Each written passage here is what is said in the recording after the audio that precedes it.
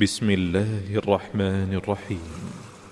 سبح لله ما في السماوات وما في الأرض وهو العزيز الحكيم.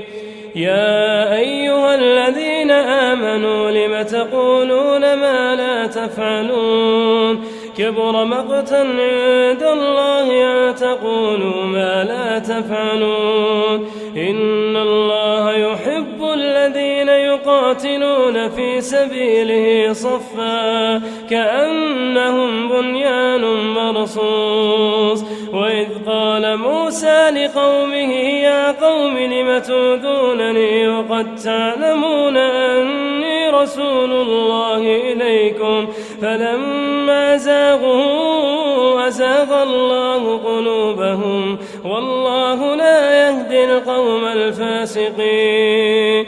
وإذ قال عيسى ابن مريم يا بني إسرائيل إني رسول الله إليكم مصدقا لما بين يدي من التوراة ومبشرا برسول ياتي من بعد اسمه أحمد. فلما جاءهم بالبينات قالوا هذا سحر مبين. ومن أظلم ممن افترى على الله الكذب وهو يدعى إلى الإسلام والله لا يهدي القوم الظالمين. يريدون ليطفئوا نور الله بأفواههم والله متم نوره ولو كره الكافرون. هو الذي أرسل رسوله بالهدى ودين الحق ليظهره على الدين كله ولو كره المشركون.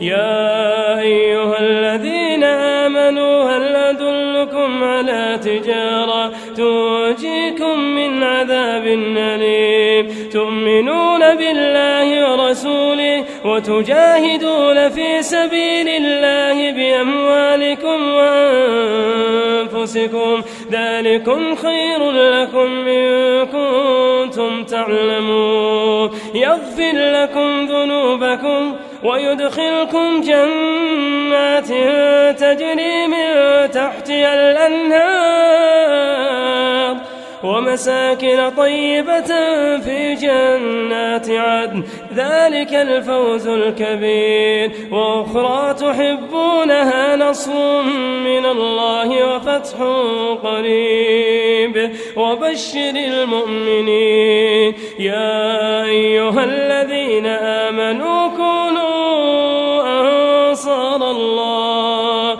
كما قال عيسى ابن مريم للحواريين من أنصاري إلى الله قال الحواريون نحن أنصار الله. فآمنت طائفة من بني إسرائيل وكفرت طائفة فأيدنا الذين آمنوا على عدوهم فأصبحوا ظاهرين.